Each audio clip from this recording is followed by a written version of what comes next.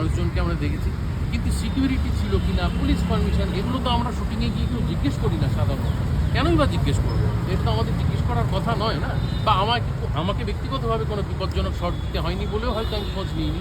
এবারে যে ঘটনা ঘটে গেল, তারপরে বোধহয় আমাদের এবার প্রত্যেকটা শুটিংয়ে গিয়েই খোঁজ নিতে হবে পারমিশন আছে কিনা, সিকিউরিটি মেজার্স আছে কিনা। এই সমস্তটার জন্যই আজকে আমাদের এই কর্মবিরতি ডাকা হয়েছে। এসওপিটা তৈরি হবে, তাতে করে আমরা সচেতন হব, আমরা শিওর হব যে আমরা যেখানেই শুটিং করতে যাই না কেন আমাদের একটা সুরক্ষা বন্দোবস্ত করা আছে। তো হাজার হাজার লক্ষ লক্ষ স্মৃতি। 2 মাস একটা লোকের সঙ্গে সারাটা দিন বসে। আমাদের মেগা সিরিয়াল তো সারাদিন ধরে শুটিং হয় জানোই। আর ও খুব সিনসিয়ার ছিল, খুব সময় আসতো, সময় মানে কোনো বিরক্তি ছিল না। যতক্ষণই শুটিং হয়, আমরা বরং কখনো কখনো লেট করে আসতাম, ও একদম সময় আসতো। হ্যাঁ, ওর সঙ্গে বহু স্মৃতি জড়িয়ে রয়েছে। এই যে বললাম, ও আমাকে বই দিত, নানান রকম বই উপহার দিত। আমার 13 মার্চ জন্মদিন ছিল, সেদিন আমার জন্য একটা পারফিউম নিয়ে এসেছিল।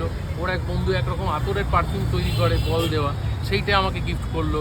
যখন তখন বই নিয়ে আসছে, গিফট করছে, আমরা একসাথে খাওয়া দাওয়া করছি। আমি একটুখানি আজকাল স্বাস্থ্যকর খাওয়া দাওয়া খাই, সেটা নিয়ে হাসাহাসি করতো, নিজে বিরিয়ানি আনিয়ে খেত। এরকম নানান রকম স্মৃতি ছড়িয়ে আছে। আলাদা করে কোনো স্মৃতি এই মুহূর্তে বলা মুশকিল।